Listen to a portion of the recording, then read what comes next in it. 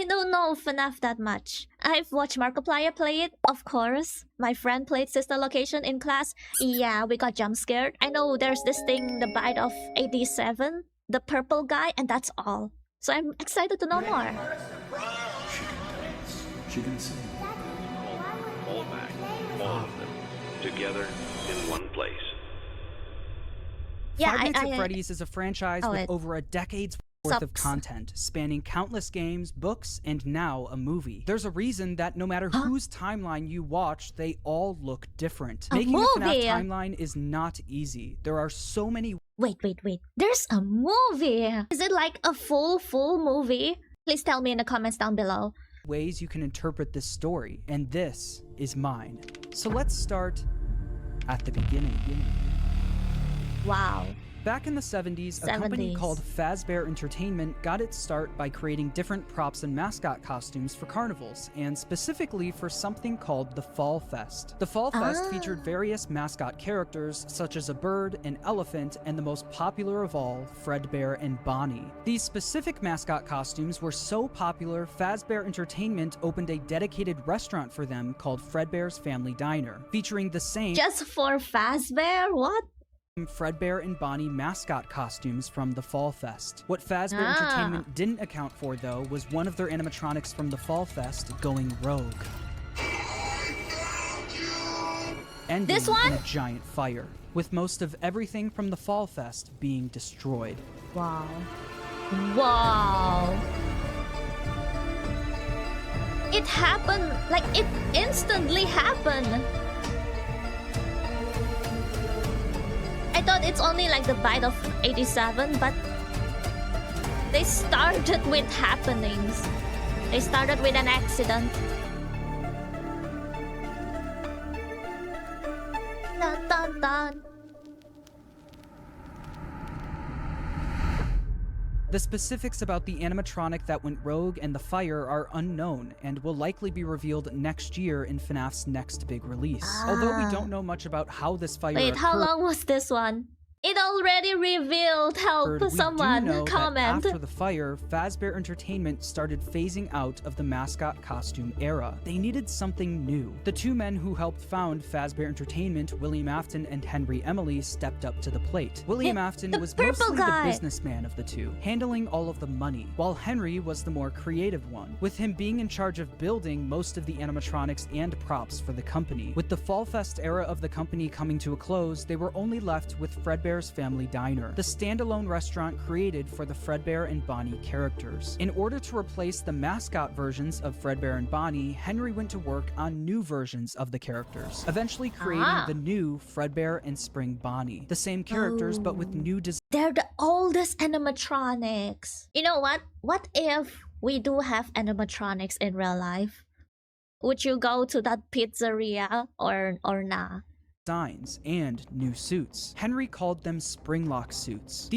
Oh, the suits, the one that got a person stuck in there. Is it the spring lock thingy? These suits are able to double as both an animatronic and a suit that the employees could wear. To switch the suit from animatronic mode to suit mode, the employees could use a hand crank to pull back the animatronic parts, leaving... Wait, I thought it's two different things. So you go in the animatronic? Oh. Room for them to climb inside. The spring locks that were helping to hold back those animatronic parts were very sensitive though, and with even a little bit of moisture, the spring locks could potentially snap shut, crushing and killing whoever was inside. But if that ended up... What if you frigging... I'm sorry, I keep on pausing. What if you frigging sweat? What if you have a lot of sweat? You're gonna just get stuck there forever. Fazbear Entertainment had some common sense procedures set in place. In case that the spring locks come loose while you're wearing a suit, please try to maneuver away from populated areas before bleeding out. What? Fredbear's Family Diner ended up being super successful for William and Henry, so much so that other companies tried replicating it. Another company proceeded to rip off Fazbear Entertainment's old mascot characters by creating their own animatronic versions of them. The leader of the group was Nedbear, a direct copy of Fredbear, followed by a hippo, an elephant, and a frog. All characters from the Fall Fest, and all with slightly different designs to avoid copyright issues. But while the Of rival course. company was able to replicate the designs, they could not replicate Henry's state-of-the-art technology. Their robots were poorly made and had to have giant batteries with exposed wires on stage with them. Yeah, but you don't wanna make an animatronic that can become a suit for people. Just make it an animatronic, can't you? Naturally, the rival company failed and ended up being bought out by Fazbear Entertainment. With all of the success from Fredbear's Family Diner, William and Henry decided to branch out and create more characters for a new restaurant. In 1983, William and Henry opened Freddy Fazbear's Pizza, featuring Freddy Fazbear, Bonnie, Chica, and Foxy. With the opening of Freddy Fazbear's Pizza, Fazbear Entertainment was experiencing success like they've never seen before. But with two restaurants now open at the same time, more success also meant more work for William and Henry. The duo were so wrapped up in work that they started neglecting their own families. William was the father of 3 kids, the eldest, Michael, the crying child, and Elizabeth. The crying child has yet to have a 100% confirmed name, so for this video, he will just be called the crying child. Meanwhile, Henry had 1 kid, a daughter named Charlie. The business partners spent most of their days working, so they both created different ways of taking care of their kids. Henry was the robotics genius, so he used his talents to create a new animatronic to watch Charlie for him. It was I think I remember this. I saw someone played this game before. It's the one in the bedroom, no? Yeah, way to go making your robot look like this. Why does it have to look like this? Why can't you design it a little bit more child-friendly, huh? Soon, Asian parents want to make a robot that can surveillance the child's study 24/7. So your child don't have childhood. You only have the child, no hood. I don't know what am I talking the security about. puppet. This animatronic would sit by the door of Freddy Fazbear's Pizza and make sure that Charlie wasn't able to leave the building. This made it so Charlie could play at the restaurant while Henry worked, without Henry having to worry about her leaving the building or getting kidnapped. The robot was linked directly to a green bracelet that Charlie was wearing. If Charlie, wearing the green bracelet, tried leaving the building, the security puppet would spring into action. William, on the other hand, was the businessman of the company. Yeah, but why does it have to be looking like that? Cared more about making money, but also saving money. Naturally, he decided to just force his eldest son Michael to babysit while he was at work. Michael was mostly in charge of babysitting the crying child. The crying child didn't have many friends, but he did have a close relationship with his plushies. These plushies were of characters from his favorite show, Fredbear and Friends, Fazbear Entertainment's newest cartoon, featuring Fredbear, Freddy, Bonnie, Chica, and Foxy. The crying child's favorite character, though, was Fredbear. He especially loved his Fredbear plushie. Although he loved the plushie version of the characters, the animatronics would soon become a different story. One day, while visiting Fredbear's Family Diner, the crying child saw something that would scar him for the rest of his life. While wandering the restaurant, he walked by the employees only room, where an employee accidentally left the door open. Inside the room was his father, William Afton, helping another employee into a spring Bonnie suit. But through the eyes of the crying child, this looked like someone was literally being stuffed into an animatronic suit. The crying child was so young that he wasn't educated on how the mascot characters worked, so seeing a human be put inside of one terrified him. When a child— Oh, no wonder I've seen the game video, the recording or something. The flashback, kind of like that. So is the purple guy evil? Wait, huh? experiences something traumatic, their brain naturally tries finding ways to deal with that trauma. The crying child's way of dealing with his trauma was by creating an imaginary friend. This imaginary friend took the form of the object he loved the most, his Fredbear plushie. His new imaginary friend Fredbear followed him wherever he went, shape-shifting into flowers, hiding behind cars and in the sewers, with nobody being able to see him except for the crying child. When the crying child was overwhelmed, the plushie would talk to him and try to calm him down. Even when the plushie wasn't around, it was still able to speak to him because it lived in his mind. While the crying child was dealing with the trauma of seeing what he thinks was someone being stuffed into a suit, his brother Michael was only making it worse. Michael knew about what happened with his younger brother and used it against him. That's so mean, while babysitting the crying child, Michael would put on a Foxy mask, hide somewhere in the house, and jump scare his little brother. So mean. I know, like, you're a kid, but seriously.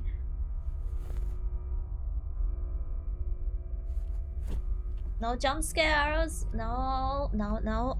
Please.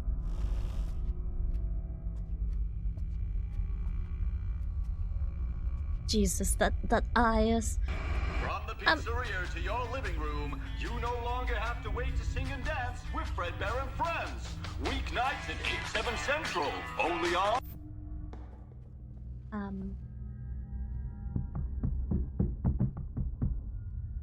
No, I can't see. Need to turn up the brightness.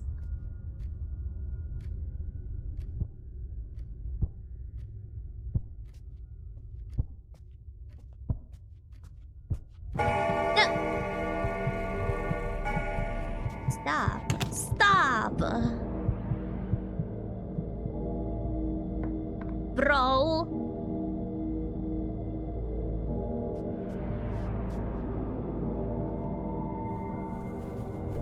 Hiding under...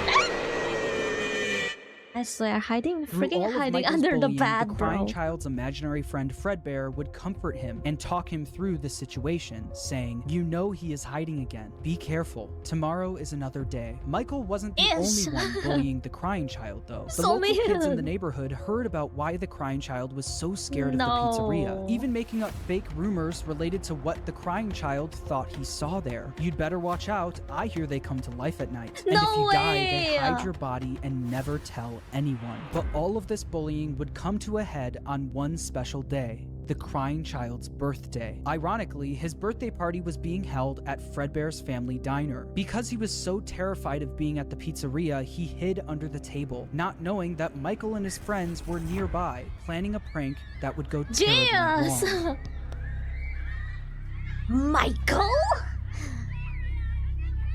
Michael to the naughty corner. Make sure you grab your pizza. Fredbear and Spring Bonnie will be performing in 5 minutes.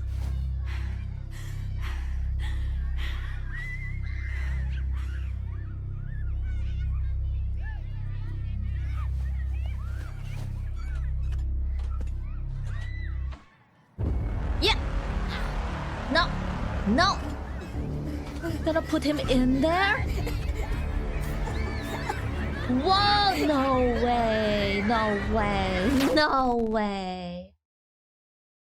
Michael and his friends lifted the crying child up to, quote, give Fredbear a big kiss, and Fredbear bit down on him, leaving his body to go limp. Michael and his friends quickly stopped laughing. Because of Michael's immature behavior, his terrified younger brother paid the ultimate price. Although the crying child was badly hurt, he didn't immediately die. Because of the immense brain damage, he slipped into a coma. After being treated at a hospital, the crying child was taken home so he could be comfortable, surrounded by his only friends, his plushies.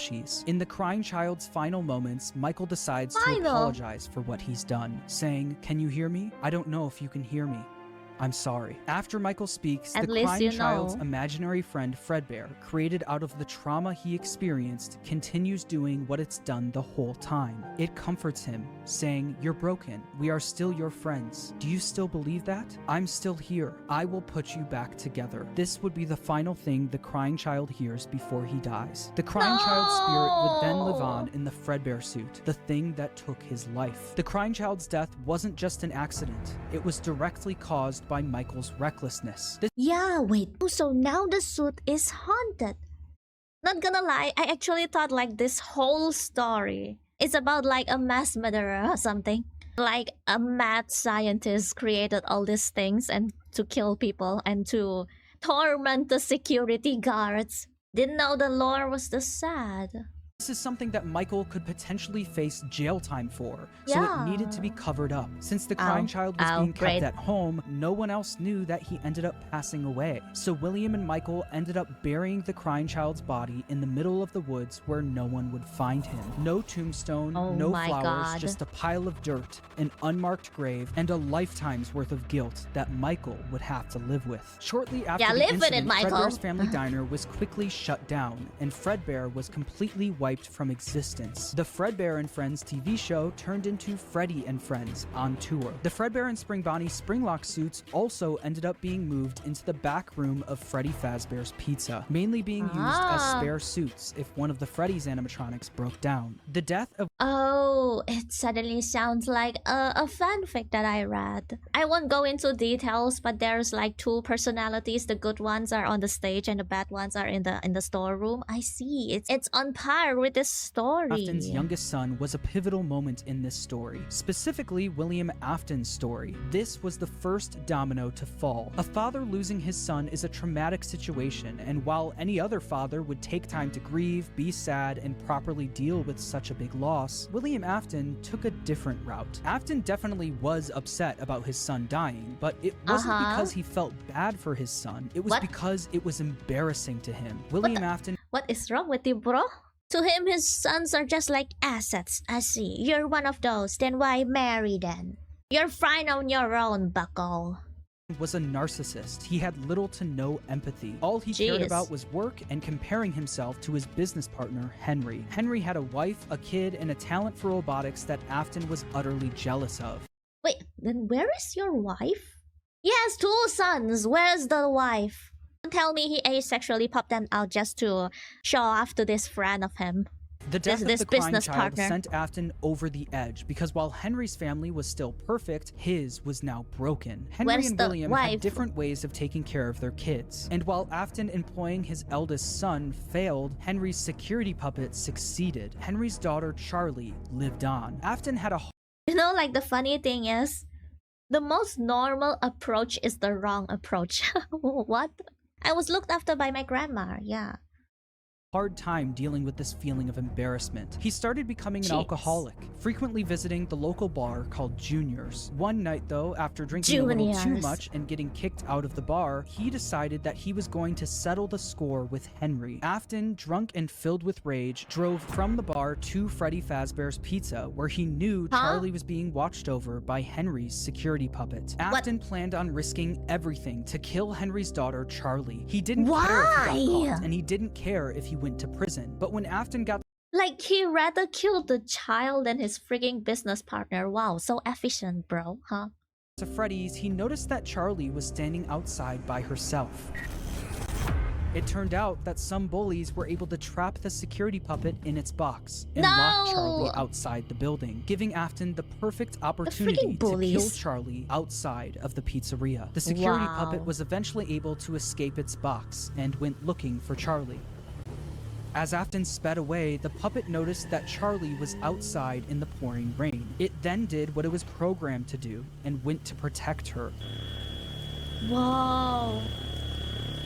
But as the puppet got closer to Charlie's body, the rain started making it short circuit. It was forced to crawl its way over to her until the rain got to be too much and the puppet shut down right next to Charlie's body. While Charlie and the puppet lay lifeless next to each other, Afton was speeding home, driving right past where he buried his son and the bar he got kicked out of. When Afton got home, he was met with his wife sitting in the living room watching TV. Wait, he does have a wife, bro. What is going on here? And Michael in his bedroom. Afton was a drunk and abusive father and fully blamed Michael for what happened to his youngest son. Mrs. Afton tells him to leave Michael alone because he's had a tough day, but Afton doesn't listen. He goes over to Michael's room and pounds on the door, only for the door to be locked. He then makes his way around the house to try and find a way in from the outside. But once he gets to Michael's bedroom window, he notices that it's broken and Michael was gone. Michael was so upset by what he did to his brother that he would sometimes see visions of Fredbear appear and disappear. Tonight, Fredbear appeared outside his bedroom window. Oh, so he's the child that uses the flashlight in the game? It almost felt like his brother was calling out to him from beyond the grave. This would happen frequently, and every time it did, Michael would run to the spot where they buried his younger brother, only to find that nothing had changed. His younger brother was still gone and buried in the ground. Afton knew Michael did this often, saying, "Ran off to that place again. He will be sorry when he gets back." The guilt of killing his younger brother haunted Michael in his real life, but also in his dreams. Michael would constantly have nightmares about the animatronic that took his brother's life. These were the exact same nightmares his younger brother used to have every night, now passed on to him. The karma, huh?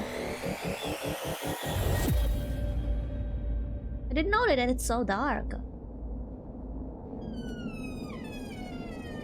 Oh, she's... No, jump scares, no.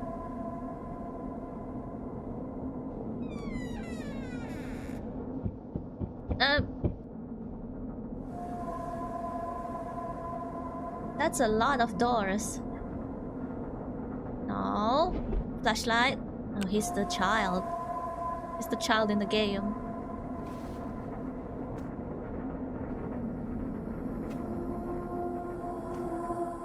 Oh, Jesus. Oh my God.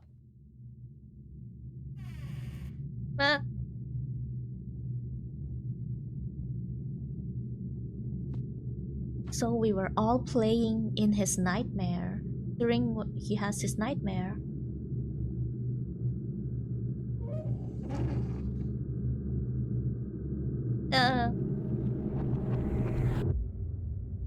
After the death of Charlie, Fazbear Entertainment tried their best at covering it up. Fortunately for them and for William, the crime was committed outside, where no one was around to witness it. William was able to get away. Then what about Charlie's father? He's gonna cover it up too?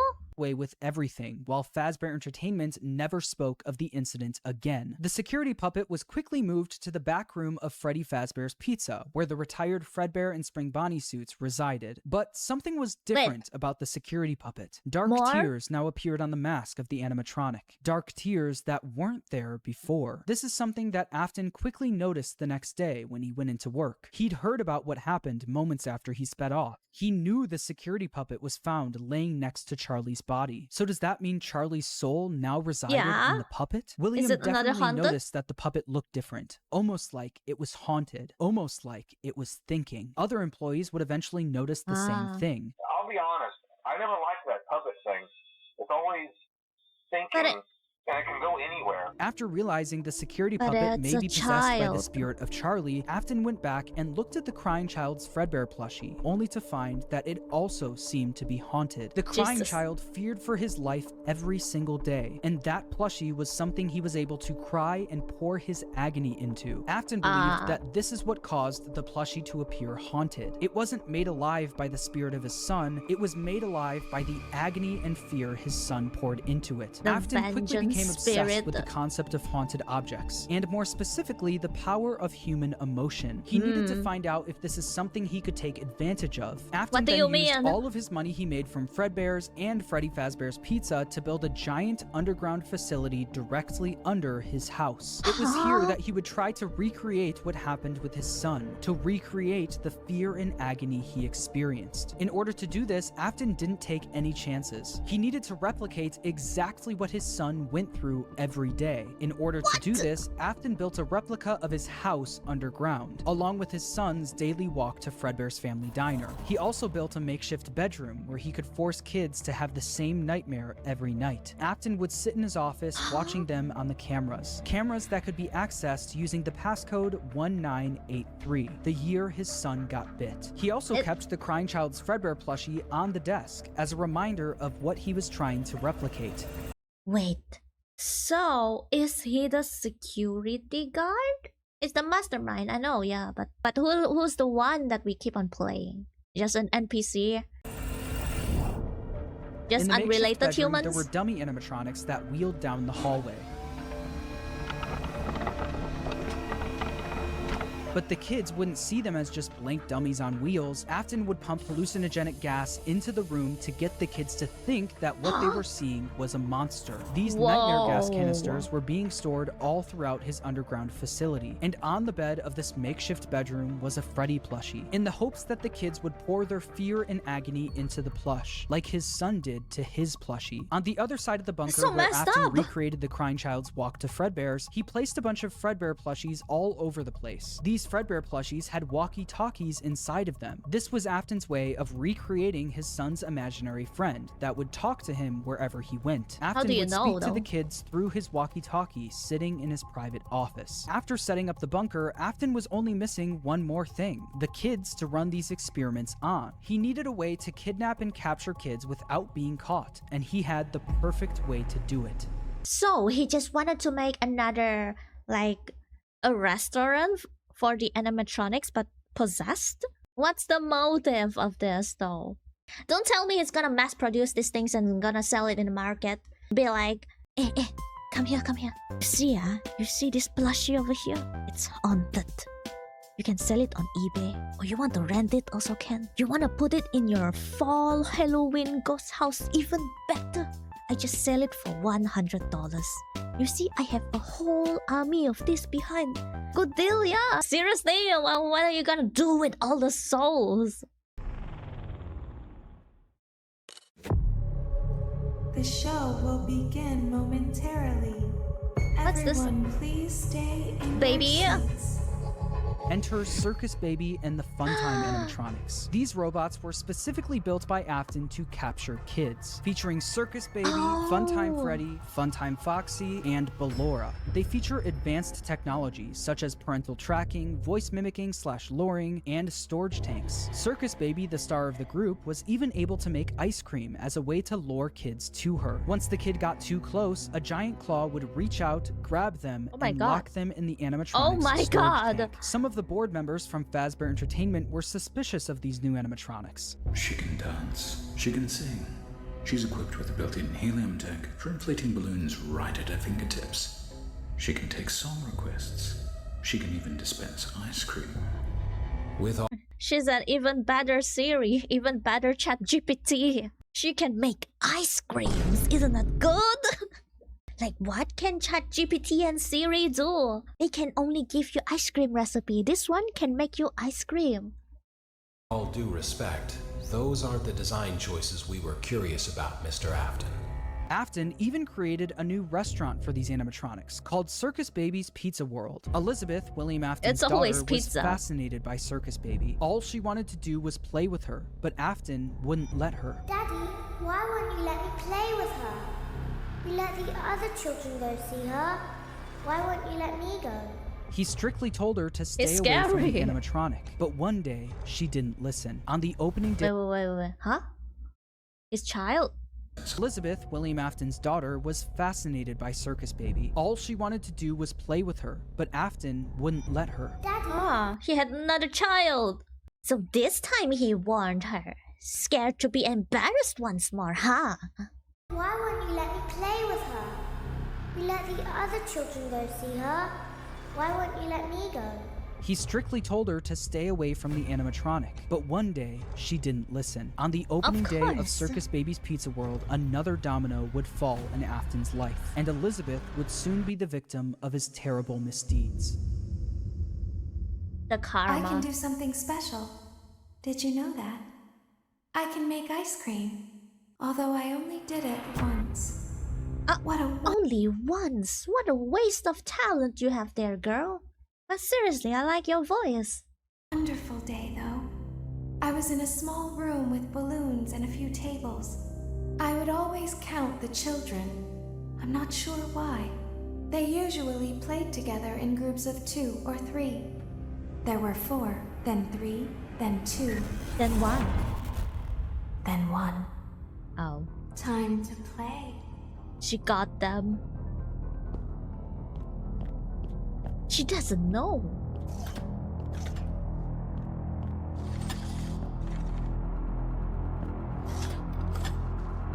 Nom. Ice cream. She looked left and right.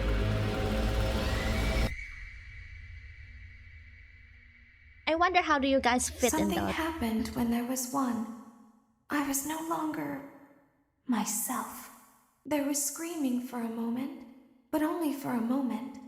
In an instant, Elizabeth was grabbed by Circus Baby and thrown into her stomach hatch. The sheer force of her being grabbed and thrown into the robot's storage tank was enough to kill her almost instantly. No! This is something that wait. wasn't... Then what happened to the other kids? But seriously, what child would like a robot that looks like this? She looks absolutely scary.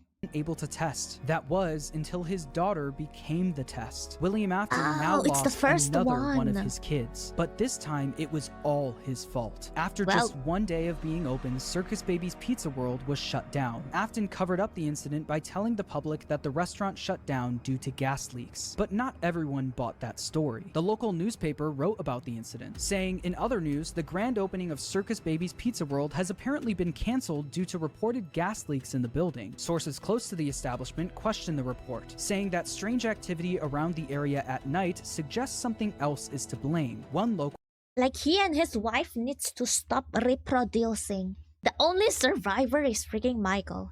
How's Michael now? is quoted as saying, everything just stopped. There was so much excitement built around this place opening, and then they just stopped talking about it. A tenant from across the street claims to have witnessed a large group of cars surrounding the building during the night, and large pieces of equipment being taken out of the building under tarps. A few weeks later, the building was for sale. There is no comment yet from the local entrepreneur who financed the venture. That local entrepreneur, William Afton, successfully covered up everything. He was able to bring Circus Baby and the Funtime animatronics back down into his bunker, but once he got them there, he noticed something was different about Circus Baby. One distinct feature about Circus Baby was her blue eyes, but what once was blue eyes now were green, the same color as Elizabeth's. In that moment, he knew that his daughter's soul attached itself to the robot. Her soul lived on in Circus Baby. Afton knew that the way Charlie went on to possess the puppet was sloppy, and it was hard to recreate without getting caught. But what if the kids' bodies were hidden where no one would ever look? What if,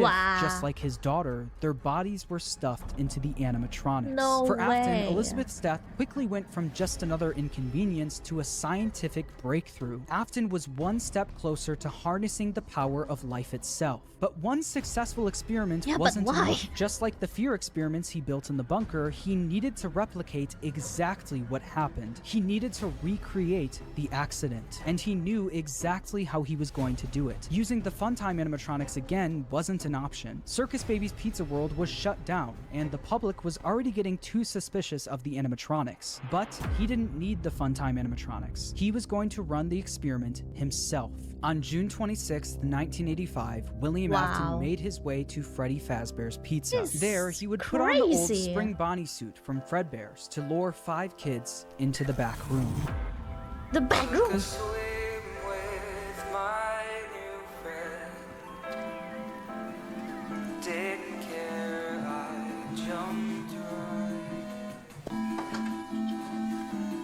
What's with the lyrics?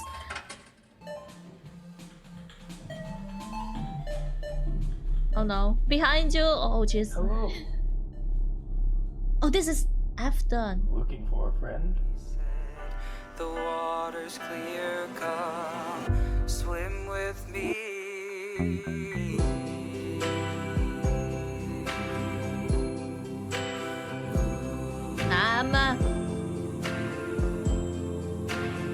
Is this gonna get copyright, this song? Don't swim with me.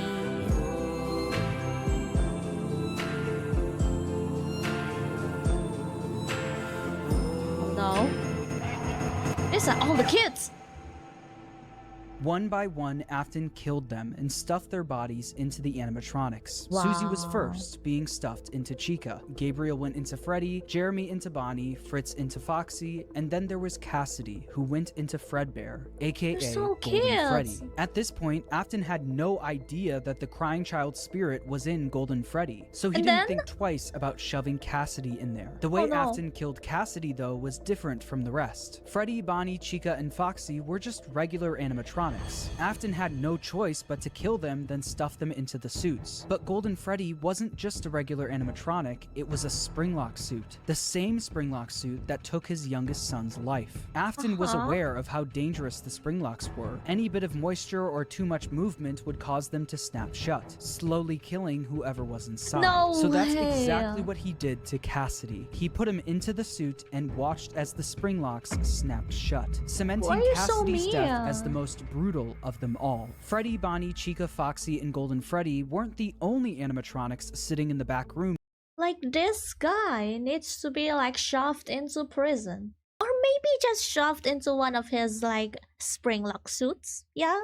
He deserves the best. Of Freddy Fazbear's Pizza, though. They were joined by the security puppet, which contained the soul of Henry's daughter, Charlie. Once Afton was gone, Charlie jumped into action, almost acting as a guide for their souls, properly giving them life inside of each animatronic. After the incident, the kids were quickly reported missing by their families, and although the security cameras caught Afton luring the kids away, he wasn't able to fully get in trouble. Since he was wearing the Spring Bonnie suit, they were never able to prove it was actually him. Afton also hid the kids' bodies where no one would ever look, so the bodies were never found. Unbelievably, Afton was able to get away with yet another crime. Because of all the bad press that came— Isn't it gonna have a rotten smell inside there? And he's using it for business again? No one cares? Children's incident, people stopped coming to the pizzeria. After months of customers no longer showing up, Fazbear Entertainment officially shut down Freddy Fazbear's Pizza. Shortly after the pizzeria shut down, Afton decided to pull the Funtime animatronics out of retirement and finally get his underground facility fully operational. He knew he couldn't try opening another Circus Babies restaurant, so he had a new idea. Due to the massive success and even more so the unfortunate closing of Freddy Fazbear's Pizza, it was clear that the stage was set, no pun intended, for another contender in children's entertainment. Unlike most entertainment venues, our robotic entertainers are rented out for private parties during the day. Afton opened Circus Babies Entertainment and Rental. This way, he could rent out the Funtime animatronics to local birthday parties, capture kids, and bring them back to his underground bunker to be experimented on. While Afton was running his rental business, Fazbear Entertainment was determined to try opening another pizzeria. In the summer of And nobody found out? You rented these scary-ass animatronics for your kid's birthday party?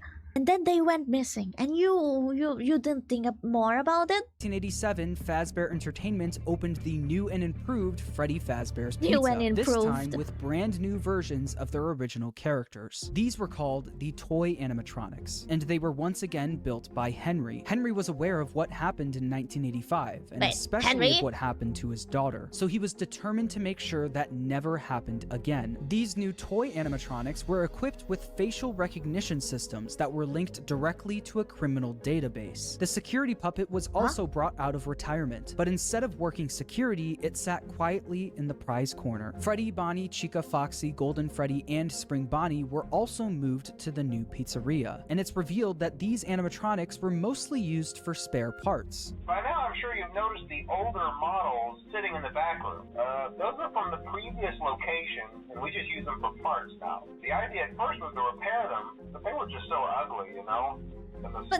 This means that the haunted metal of the original Freddy's animatronics was now being put into the toy animatronics, causing the toys to also now be possessed. After Afton got away with the first set of murders, he needed to see if the kids' spirits were possessing the animatronics. In order to see for himself, Afton went back to work at the new pizzeria as a daytime security guard. While Afton was working the day shift, Jeremy Fitzgerald was working the night shift. Jeremy worked there for 5 nights, and unfortunately for him, because the kids possessing the animatronics were killed by an adult, they were extremely aggressive to any adult they encountered. They interact with the kids just fine, but when they encounter an adult, they just stare. Meanwhile, Afton decided to pull the same trick he did at the old Freddy's location, gaining 5 more victims. Someone used one of the More? What is wrong with this guy? The yellow one. Someone used it. Afton used the Spring Bonnie suit to pull the same stunt again on 5 more kids. But as he was committing the murders, Charlie from inside the puppet was actively trying to save the kids. She tried enlisting the help of the other animatronics, but it was too late. Afton had already finished what he started. Not only that, him seeing the puppet and Freddy walking around the pizzeria trying to stop him was all the proof he needed that his experiments were successful. The kids he put into the original suits were haunting the animatronics.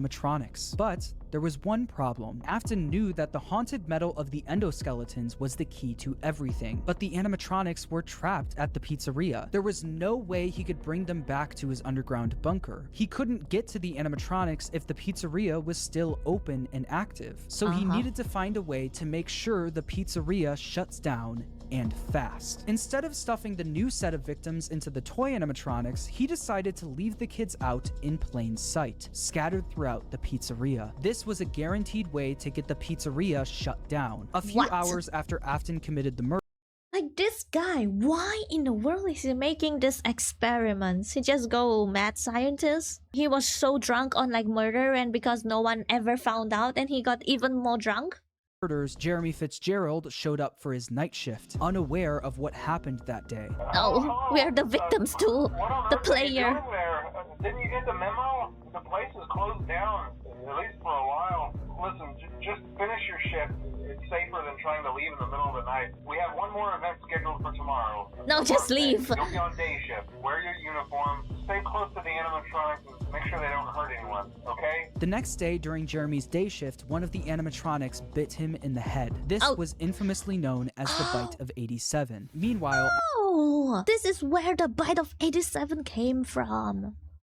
The poor security guard got the pizzeria shut down. The local newspaper wrote about the incident, saying after being open only a few short weeks, Freddy Fazbear's Pizza is closing its doors. The new animatronics will be scrapped due to police involved? However, the original characters are being kept in hopes of a possible reorganization of the company. Since the toy animatronics were now being scrapped, he knew he could get away with taking their endoskeletons. But he also knew that he couldn't risk showing his face at the pizzeria again. So he got his oldest son, Michael, to do the work for him. William was easily able to get Michael to do whatever he wanted. William was abusive and manipulative, while Michael was haunted by the guilt of what he did to his younger brother. Because of this, Michael basically acted as William's puppet. Michael showed up for the night shift at the now closed Freddy Fazbear's Pizza under a...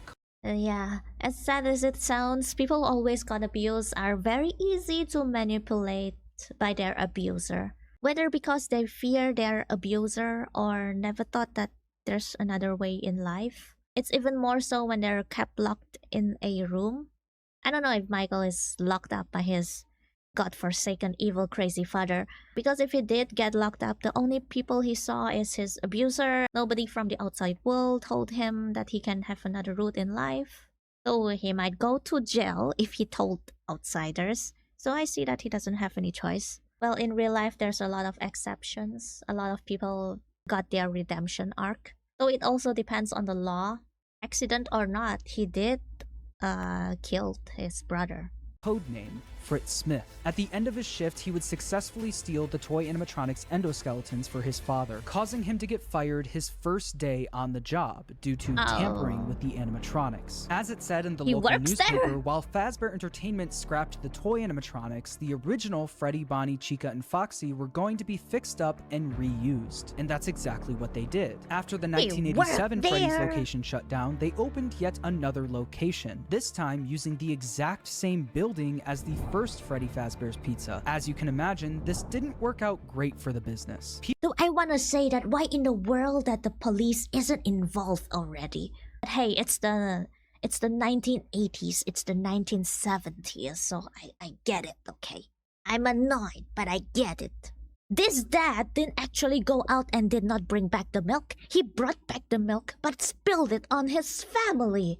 Where's the wife? What did the wife do? Just watching TV, or she's already divorced? People already had a bad impression of Fazbear Entertainment, so using the same building that the original murders took place in didn't help business. Customers barely showed up to the new pizzeria, leading it to shut down by the end of 1993. Although this was bad news for Fazbear Entertainment, this was great news for William Afton. Afton was able to acquire the endos of the toy animatronics, but that wasn't enough. He needed all of the haunted endoskeletons, especially the ones in the original animatronics. Once the pizzeria shut down, Afton came up with the plan to steal the endos from the animatronics. Each pizzeria was designed with something called a safe room. As always, if there is ever an emergency, please go to the designated safe room. Every location is built with one extra room that is not included in the digital map layouts programmed into the animatronics or security system.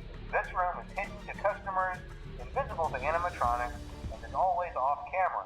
This room was hidden from guests and invisible to the animatronics. Afton would use this to his advantage, luring each of the animatronics to the safe room and dismantling them one by one. The kids possessing these animatronics were the same kids he lured into the back room all those years ago. He planned to use the same trick to lure the same kids all over again. The poor kids in there though. At 2 times?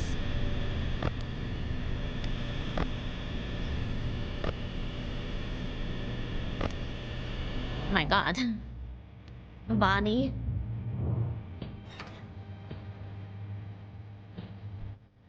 Oh jeez. So bright.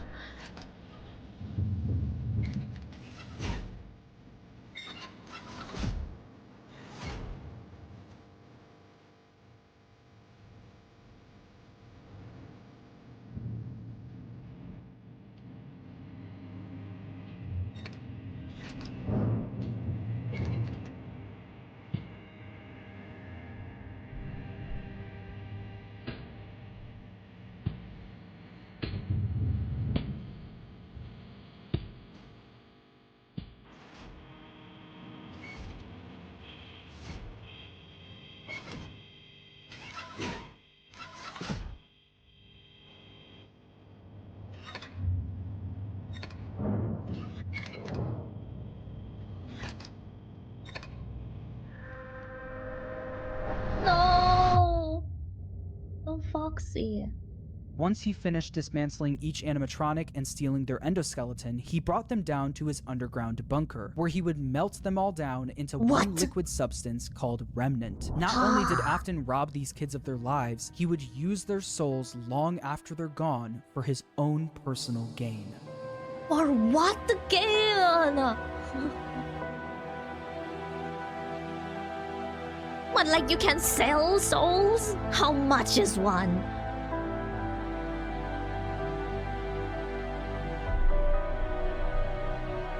So sad. I didn't expect it to be so sad. No.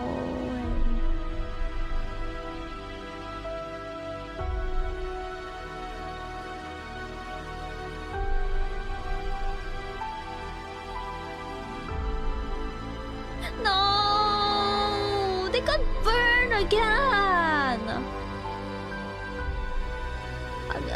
I'm gonna cry, bro. That's so sad. This guy's a monster. The poor kids.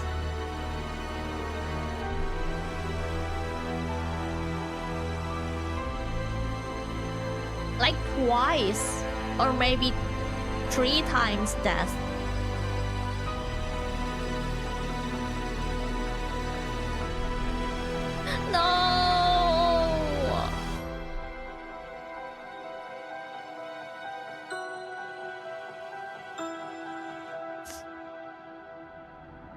You're gonna make me cry. By melting down the endos, he successfully created Remnant. This substance, containing the spirits of all of the missing children, was silver in color, and if kept at the right temperature, was malleable. Afton didn't want to risk testing the Remnant on himself, so he injected it into the Funtime animatronics. Once he did, the animatronics jumped to life. The experiment had worked. William Afton unlocked the power of life itself. After his successful experiment, he went back to Freddy Fazbear's Pizza to collect his old spring Bonnie suit. But once he got there, he was met with the spirits of the 5 missing children, trapping him inside the safe room. Cassidy, the spirit inside Golden Freddy, chased Afton around the room and forced him to get into the spring Bonnie suit. Cassidy was the most vengeful spirit of them all. Being spring-locked in the Fredbear suit was a painful and slow death, and he wanted to make sure that Afton knew what that felt like. At this point, Afton knew how a spirit could live on. As long as he was inside the suit, he knew he'd be back.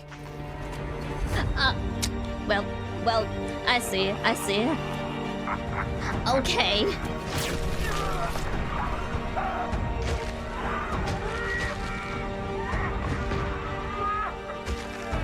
Karma, yay, but he's coming back. I am mad too. As Afton laughed, the spring locks snapped shut, forcing him to go through what Cassidy went through. This was an act of revenge by Cassidy, and it wouldn't but be he's the last. coming back. Afton was now confined to the safe room of the now shut down Freddy Fazbear's Pizza, and because of this, everything in his underground bunker was left abandoned. But even with Afton gone, the rental business continued on its own. All of the Funtime animatronics containing the spirits of the missing children and even his daughter Elizabeth were still being rented out during the day and then brought brought right back down to the bunker. All the spirits wanted to do was escape, but they were always put back underground. After Afton went missing, his eldest son, Michael, who's been blindly helping his father, remembered what his father told him if he ever went missing. If William wasn't there to finish his work, Michael would do it for him. Afton's underground facility was always off limits to Michael, but since he was now gone, Michael had no choice. He took the elevator down to where his father worked every day. Although Michael was helping out his father by stealing some of the endos from the animatronics back in the day. Wait, is he the one? I don't think it's in sister location, right? It's gotta be a newer game. He never exactly knew what William was doing until he got down into the bunker. Have the players ever played Michael?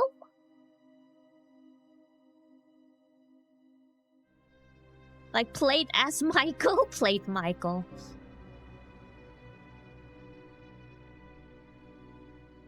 Over the several days he visited the bunker, he learned more about what his father was up to. He learned about the massive facility his father built, complete with multiple rooms conducting fear experiments. He learned the truth behind the Funtime animatronics and how they were actually designed to kidnap kids. And he learned through the voice of Baby exactly how his sister died. A little girl, standing by herself. My stomach opened, and there was ice cream. I couldn't move, at least...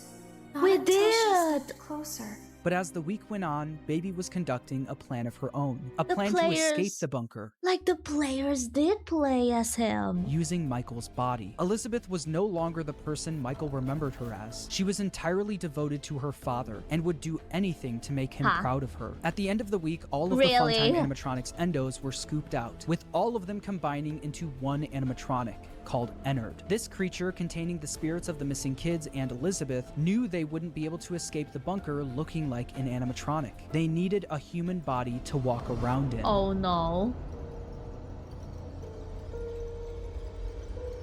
You are in the scooping room now. Funtime Foxy has already been here today. Funtime Freddy has already been here today.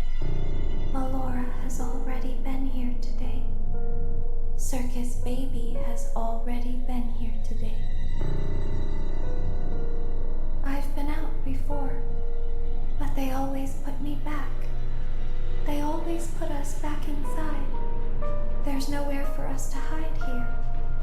There is nowhere to go when we look like this. But if we looked like you, then we could hide.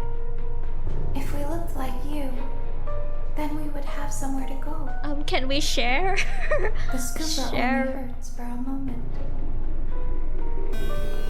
Can't you guys share one body? Oh, jeez. Michael Afton's insides got scooped out and replaced by Ennard, helping all of the souls to escape the facility. With every passing day after the... What about Michael? Is his soul in his body as well? Happened, Michael looked more and more like a walking zombie. His skin was starting to turn purple, and people started to notice. Michael's body was no longer a good disguise for Ennard, so Ennard ejected itself from Michael. But because the scooper was also a remnant injector, when Michael Afton was scooped, he was also injected with remnant. The remnant made it so even after Ennard was gone, he was still able to survive. With Michael now back in full control of his body, he had a new mission. Although he did, one way or another, successfully free his sister from the underground facility, he also learned about all of his father's terrible misdeeds. His loyalty to his father turned to disgust. It was time for him to end all of this. He did not know. He did not know before this, so it would explain why he helped his father before. And now he knows. Michael, I did it. I found it. It was right where you said it would be. They were all there. They didn't recognize me at first, but then they thought I was you. And I found her. I put her back together, just like you asked me to. She's free now. But something is wrong with me. I should be dead, but I'm not. I've been living in shadows. There is only one thing left for me to do now. I'm going to come find you. How? I'm going to come find you. The suit, the spring lock. Oh, jeez. Michael would spend years. I kind of blocked that one. Wait a moment. Ah, it's just Michael black. would spend years it's so black. searching for his father with no luck, until a new ad in the local newspaper caught his attention. Someone decided to open something called Fazbear's Fright, the horror attraction. Local amusement park is getting ready to scare your socks off with a new attraction based on the unsolved mysteries of Freddy Fazbear's Pizza. Featuring actual relics from the decades-old pizzeria, this new attraction is guaranteed to bring back your childhood in the worst possible way. As if using the crimes of his father to make a profit wasn't bad enough, they also went back to the old pizzerias and collected any objects they could find to put on display at the attraction. Michael immediately applied for the job of the security guard with the sole intention of burning the place to the ground. When he got there, he saw the remnants of his past, the shells of all of the animatronics, missing every single one of their endoskeletons. He knew they could only find the shells of the animatronics because he and his father stole their endoskeletons all those years ago, leaving only— Is Michael the security guard of all the games? We're playing Michael's story? the shells behind. On day 2 of working at the attraction, he got word that they found a real animatronic. You're not gonna believe this. We found one. A real one. This real animatronic ended up being his father, Dad. still inside the spring Bonnie suit he died in decades ago. Even though his father was now in the building with him, he still decided to go through on his plan, all in an effort to end his father once and for all. Michael then rigged the wiring in the building to catch fire, burning the horror attraction to the ground with his father inside. I mean, deserved.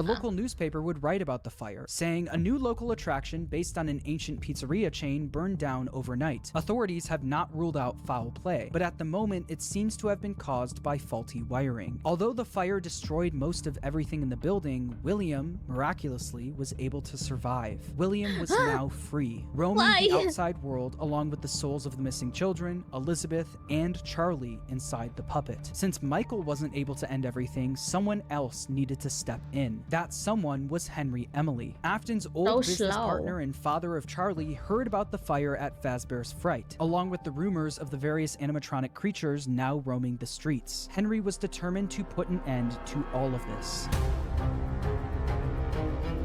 It's only now that I understand the depth of the depravity of this creature, this monster that I unwillingly helped to create. As if what he had already done wasn't enough. He found a new way to desecrate, to humiliate, to destroy. As if the suffering wasn't enough. The loss of innocence, the loss of everything to so many people. Small souls trapped in prisons of my making, now set to new purpose, and used in ways I never thought imaginable. He lured them all back to a familiar place, back with familiar tricks. He brought them all together. Are they still aware? I hope not. It keeps me awake at night. I could make myself sleep, but not yet. Not until I undo what he has done and heal this wound. A wound first inflicted on me, but then one that I let bleed out to cause all of this. He set some kind of trap. I don't know what it was, but he led them there again. He overpowered them again, and he robbed them of the only thing that they had again. I don't know how those tiny breaths of life came to inhabit those machines, but they will never find rest now, not like this. I have to call them all back, all of them, together in one place. By gathering all of the animatronics in one place and I hope that we have a happy ending. Locking them in the same room, he would be able to burn them all to the ground for good, effectively freeing their spirits in the process. In order to do this, Henry created a new restaurant called Freddy Fazbear's Pizza Place. He knew that the spirits and William couldn't resist coming back to a new location, even if it was all just a trap. Charlie was different though. She was smarter than the rest, so Henry knew she wouldn't be as easily fooled. So he created an animatronic called Lefty, standing standing for lure, encapsulate, fuse, transport, and extract, specifically to capture the puppet and bring it to the pizzeria. While trying to find someone that would help him carry out his plan, one person showed up for the job. A person who was also determined to finally end all of this, Michael Afton. Day after day, the animatronics roaming the streets would show up in the alleyway next to the pizzeria. Baby, aka Elizabeth, the souls of the missing children and the crying child, now appearing as Molten Freddy, Charlie and Lefty, and his father, William, all showed up in the back alley. Michael would then collect each animatronic and throw them into a facility under the pizzeria, designed to be a maze with no exit, where the animatronics would roam around without even knowing they're trapped, until the end of the week, where they would all be burned to the ground. Wow. With all of the souls, including William himself, now in one place, Henry's plan was in motion. As far as Elizabeth and William were concerned, this was a good thing. All of this remnant now in one place was all that they wanted, until Henry stepped in. You played right into our hands. Did you really think that this job just fell out of the sky for you? No. This was a gift for us. You gathered them all together in one place, just like he asked you to. All of those little souls in one place, just for us. A gift. Now we can do what we were created to do and be complete. I will make you proud, Daddy. Watch, listen, and be full. Connection terminated. I'm sorry to interrupt you, Elizabeth. She's as crazy as her dad. She got his genes, of course. Who's daddy's good girl? You are. Okay. You still even remember that name. I'm annoyed. But I'm afraid you've been misinformed. You are not here to receive a gift, nor have you been called here by the individual you assume, although you have indeed been called. You have all she been looks called scary. Into a labyrinth of sounds and smells, misdirection, and misfortune. A labyrinth with no exit, a maze with no prize. You don't even realize that you are trapped. Your lust for blood has driven you in endless circles, chasing the cries of children in some unseen chamber, always seeming so near, yet somehow out of reach. But you will never find them. None of you will. This is where your story ends. And to you, my brave volunteer, who somehow found this job listing not intended for you. Although there was a way out planned for you, I have a feeling that's not what you want. I have a feeling that you are right where you want to be. I am remaining as well. I am nearby. This place will not be remembered, and the memory of everything that started this can finally begin to fade away, as the agony of every tragedy should. And to you monsters trapped in the corridors, be still, and give up your spirits. They don't belong to you. For most of you, I believe there is peace, and perhaps more, waiting for you after the smoke clears. Although for one of you, the darkest pit of hell has opened to swallow you whole. So don't keep the devil waiting, old friend. Please, my take daughter, him. If you can hear me, I knew you would return as well. It's in your nature to protect the innocent. I'm sorry that on that day, the day you were shut out and left to die, no one was there to lift you up into their arms, the way you lifted others into yours. And then, what became of you? I should have known you wouldn't be content to disappear. Not my daughter. I couldn't save you then, so let me save you now. It's time to rest, for you, and for those you have carried in your arms. This ends, for all of us, in communication. Aww. Henry putting fire to the animatronics may have freed the spirits from the metal of the robots, but some of them still needed help actually moving on into the afterlife. This help would come from Charlie. She helped guide the spirits into the robots. Now she would help them move on. In the world of Five Nights at Freddy's, the way a spirit can move on is by them being put into a happy memory. The memory Charlie chose actually comes from the crying child and the day he got bit. Piece by piece, Charlie put that terrible, shattered memory back together, but this time she would change it into a happy memory. Instead of the crying child getting bit on his birthday, Charlie changed it so that all of the missing kids and Charlie would celebrate him, giving him a giant birthday cake. By changing that terrible memory into a happy one and attaching all of the spirits to it, they were able to successfully pass into the afterlife. That's so nice. But tell me there's another game and then like another murder.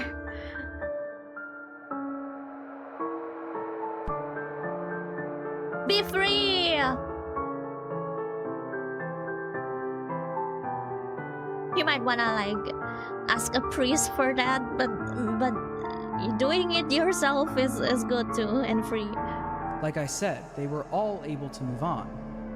Except for one. You go down, please. Go down. Shoot.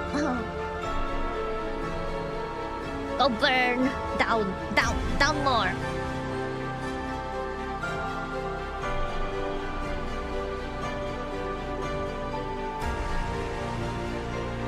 Not gonna go down to the bunker. Go down to hell. He's back once more. Aye.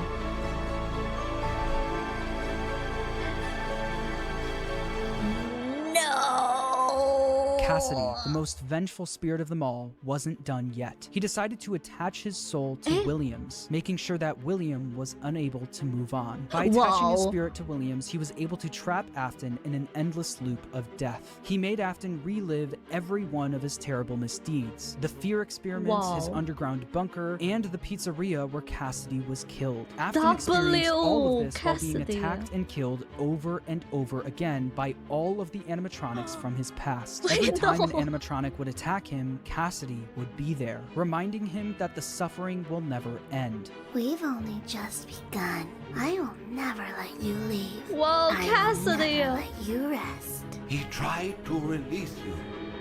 He tried to release us, but I'm not gonna let that happen. I will hold you here. I will keep you here, no matter how many times they burn us. Cassidy knew that Afton didn't deserve the afterlife. He deserved to pay for what he's done for all of eternity. Wait, so is it the player? Are we the purple guy? Of course, I think it's a mix of different people, but seriously.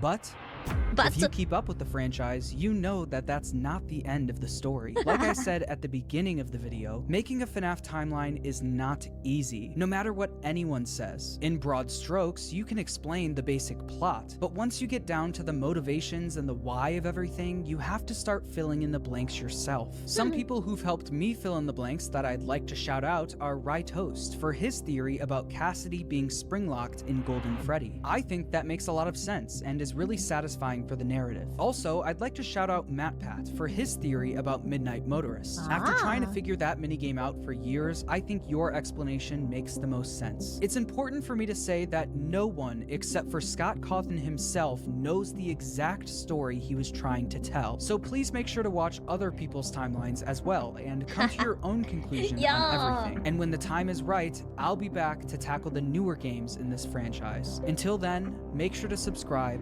and thanks for watching.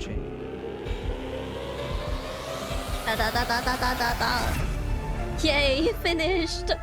Oh, jeez. Well, the story ain't ending until the franchise decides to, it's time to end the FNAF games. Which I don't think is gonna happen anytime soon from a business standpoint. Until all the little bits are flushed out in games, it ain't ending. Even if it's gonna end, there's gonna be a spin-off. Trust me, bro. But holy, this whole lore made me a FNAF fan.